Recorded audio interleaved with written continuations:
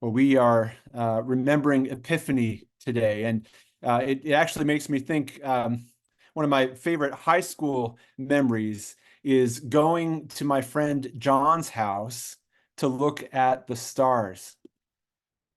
His neighborhood didn't really have a whole lot of light pollution, so we could see the night sky really well. And we made this event into a sleepover, going to look at the stars, which included eating lots of snacky foods and playing video games long past our bedtime. But I was actually at John's house on a school assignment, believe it or not. I'm not just saying that because my parents are here today. It was not a video games class, unfortunately. We were both in an astronomy class, which was the required science of my freshman year. And we had to memorize all the constellation names and then go look at the night sky at various points of the year because, it changes depending on the season. So we camped out in my friend John's backyard and we marked off the list, all the constellations and stars we had seen. I was at a Christian high school that year, so we were all very careful to say we're taking an astronomy class, not an astrology class, since those are two different things. We were learning about constellations and the night sky, not horoscopes. But in the days of the Magi, astronomy and astrology were a little more blurred. People looked to the night sky for guidance. There was a belief in the ancient Near East that events in the sky corresponded to events on Earth, or events in the sky could even predict what was going to happen on Earth. If you see a shooting star, that must mean an empire is about to fall. So the Magi in our story, they followed the star because it must have meant something. It must be pointing to something or someone. And the brightness of that star, it would just pale in comparison to the glory of the king that they would see, the king that they would worship. It can be a long journey to see Jesus. And then when we find him, we worship him with everything we've got. That's one of the lessons the Magi teach us, that it can be a long journey to see Jesus. And then when we find him, we worship him with everything we've got. This is true for the Magi, and it's true for us. I want to look more at the story with you. This is Matthew 2, 1 through 2. It says, after Jesus was born in Bethlehem in Judea, during the time of King Herod, Magi from the east came to Jerusalem and asked, where is the one who has been born King of the Jews? We saw his star in the east and have come to worship him. Now, the first question this probably raises for us is, who are the Magi, or the wise men, as they're sometimes referred to? They look to the stars and to dreams for divine revelation. The song "We Three Kings of Orient Are," it's written in their memory. And that day yesterday, January 6th, is called Epiphany Sunday, or Three Kings Day, or Dia de los Reyes. We don't know for sure that they were kings. Matthew doesn't even tell us that there were three of them, although that's kind of what people have figured from the three different gifts. But whoever they were, these magi were important. They were probably wealthy. They're what today we would call influencers. They would have made it onto Time magazine's 100 most influential people list. Matthew says these magi from the east came to Jerusalem. Now, if you remember, Jesus, now it hasn't been that long since Christmas, so hopefully we still remember it was not Jerusalem that Jesus was born in. Jesus was born in, oh, little town of Bethlehem. They're in the wrong place. But it makes sense that they go there. And by the way, I think we've all looked in the wrong place for Jesus or found him where we didn't expect him. Jerusalem is the capital city, totally logical place to go. And the Magi figure that this important event that the star is announcing, it will occur in an important place. If somebody said Jesus' second coming was going to be in Massachusetts, we'd probably guess Boston, not Taunton. Jesus was born instead in Bethlehem, but they came to Jerusalem first. They got it wrong. What is most important about the Magi's identity, whoever else they are, is that they are from the East. In other words, they are not Jewish. They're Gentiles. They're not part of God's chosen Hebrew people. And this is one of the big things Epiphany is all about. It's about this revelation, this showing up of Jesus to all people. This King of the Jews is King of all nations, of all people. It says in Isaiah 63, nations will stream to your light. And now, here in Matthew 2, here are the nations, the Magi, streaming to the light of Jesus before he's even out of diapers. Did not have to live very long before that prophecy was fulfilled. And it's not just the star that leads them there, it's God who leads them there. There's a verse, a little known verse in the Old Testament book of Numbers that says, a star will come out of Jacob. And another prophecy that was kind of floating around at that time, it's not in the Bible, but it was in another text. Another prophecy said, his star shall arise in heaven as of a king, lighting up the light of knowledge as the son of day, and he shall be magnified in the world. So these religious outsiders, these three, we think Magi, these wise men, had figured out that this star was pointing to a king. And not just any king, a really significant and important king, because they were already planning to worship him when they got there. It says in verse 2, we have seen his star in the east and we have come to worship him. They're coming to worship. It can be a long journey to see Jesus. And then when we find him, we want to worship him with whatever we've got. This is what the wise men did. It says when King Herod heard this, verse 3, he was disturbed, and all Jerusalem with him. When he had called together all the people's chief priests and teachers of the law, he asked them where the Christ was to be born. So the Magi, they got the location wrong, malfunctioning GPS, or they just didn't know, or like I said, you think major important king, major important city, Jerusalem.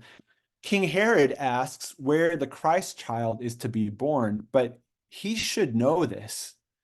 He should know his Jewish scriptures, the Hebrew scriptures, as the guy ruling over the Jewish people at the time. That would just be a nice way to be in touch with the people, but he doesn't care.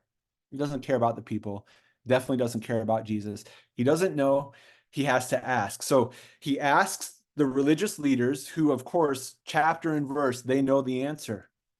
It's from the prophet Micah. In Bethlehem, in Judea, they replied, for this is what the prophet has written.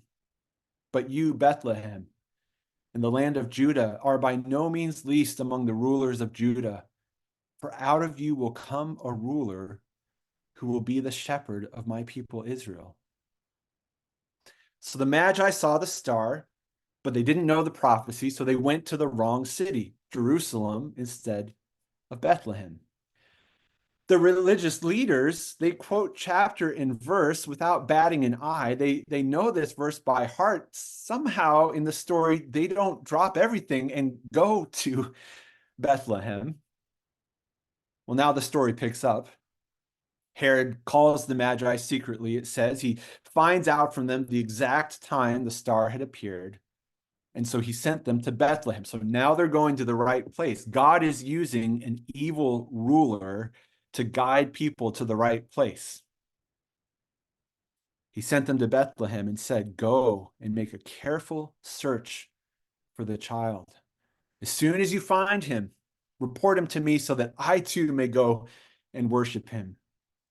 And so we think, well, maybe Herod knows this same thing, that it can be a long journey, a careful search to see Jesus. And then when you find him, you worship him. And so Herod makes them think, or tries to make them think, that's what he's about. But as with so many political leaders then, and even now, he's not telling the truth. He's using his power to get something he wants that's not for the good of the people. He's using all the right words, but his heart is devising evil. And the Magi are discerning. They're going to see right through this deception with God's help. It says, after they heard the king, they went on their way, and the star they had seen in the east went ahead of them until it stopped over the place where the child was. And when they saw the star, they were overjoyed. They were overjoyed. Another more literal translation says they rejoiced with an exceedingly great joy. So joyful. Instead of turning right back to Herod, which is what he wanted them to do. Oh, we found it. Let's go back and tell Herod. They stopped and marveled at where the child was. They took their time with Jesus. They offered their gifts to Jesus. They wanted to worship him. And again, those religious leaders, they're really almost just like a side character in this story. But it's puzzling to me that, Herod asks them, where is this child supposed to be born? They can quote that prophecy right away. Why aren't they rushing off to see Jesus now? Why aren't they like, oh, Magi, we know this verse and it's unfolding before our very eyes. Let's go. We're coming with you. We can co-sign our name on the gift label that says this frankincense is from the Magi and the scribes. That's the same kind of question we have today. If we have found Jesus at the end of our journey and worship him, why do some people never even go on that journey? Why do some people start the journey and turn back? Why do we sometimes follow Jesus and turn away? Why do some people, even ones we love, why do they hear the prophecy, see the star, and then just stay right where they are? It was only about 6 miles from Jerusalem to Bethlehem. 6 miles. Now, that if I said we're going to go for a 6-mile walk right now, that would take a really long time, but they could have done that before lunch. And I think that's just a hard reality of life that this passage points to. Maybe Matthew is showing us that just knowing your stuff isn't enough. Just knowing the Bible, just knowing what is right, just knowing what is true, it's not enough if we don't also walk that road, take that journey to go see Jesus and worship him. So King Herod misses the point. The so-called religious experts, the ones who should get it, they miss the point. And these Magi model for us this truth that it can be a long journey to see Jesus. But then when we find him, we worship him with everything we've got. So here's how the Magi do it. They come to the house, they see the child with his mother Mary, and it says they bowed down and worshiped him. They opened their treasures and presented him with gifts of gold and of incense and of myrrh. And having been warned in a dream not to go back to Herod, they returned to their country by another route. God showed them a star. God gives them a dream. Baby Jesus, toddler Jesus, however old he is then, is protected from Herod, who, as we know, is trying to kill all the baby boys. So the Magi's long quest is now complete. And I'm sure it was exhilarating to chase that star. But the star was just the means, not the end. It pointed to Jesus. This was not, there's joy in the journey, not just the destination. This is whatever happened on the journey, the joy is in the destination, and the destination is Jesus. So what do they have? Gold, frankincense, and myrrh. And if you're wondering right now, as I often do this time of year, what are these gifts and why are they bringing them to Jesus? We've got a great window into Mary's reaction. Why are these three guys bringing my child this stuff? Could have used some diapers and baby formula, or maybe someone to take a shift at night so I could get some sleep. That would have been maybe a more practical gift. This scene has been fodder for cartoons and dad jokes for 2,000 years. Like there's the line, the three wise men came to the manger with gifts for baby Jesus. They brought gold and frankincense, but wait, there's myrrh. Or in one cartoon, you're all muted. I know everyone's laughing hilariously right now, but in one cartoon, Joseph greets them and says, "Three wise men, and not one of you bought chocolate." Well, chocolate would have probably been useful, but gold, frankincense, and myrrh, those are the gifts that you give a king. That was the whole point of their giving. But more important than that, the Magi have given their time, they've given their energy, they've given their resources to get to Jesus. They've used all their time off at work. Whatever physical gifts they had, that's all great. But the greatest gift was this. On coming to the house, they saw the child with his mother Mary, and they bowed down and worshiped him. The greatest gift the Magi gave was their worship. They bowed down now to a little baby king. They adore him in a posture that shows that he is superior. They are inferior. We're not worthy, they said to a little baby. They worshiped him. They praised him. They thanked him in advance. They deferred to him. Maybe they even made a commitment then and there to follow him the rest of their lives. Like whatever that baby Jesus would eventually go on to say, they would listen. However he would show love to others, they would try to do the same. And when Jesus pointed them to the kingdom of God, they would pay attention.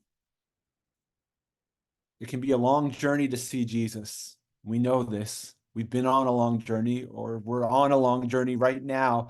But when we find Jesus, when we see him in all the ways that we see Jesus, we worship him with everything we've got. It's been a long journey for some of us, maybe for all of us, to find Jesus, whether that's true individually, maybe even as a church. So the question now as we enter into this new year, how, like the Magi, how do we worship Jesus with everything we've got?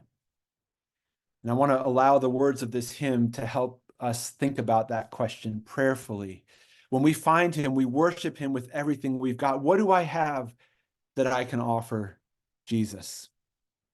I'm going to take a few moments now, and you can either listen or sing along to this song, "Take My Life and Let It Be."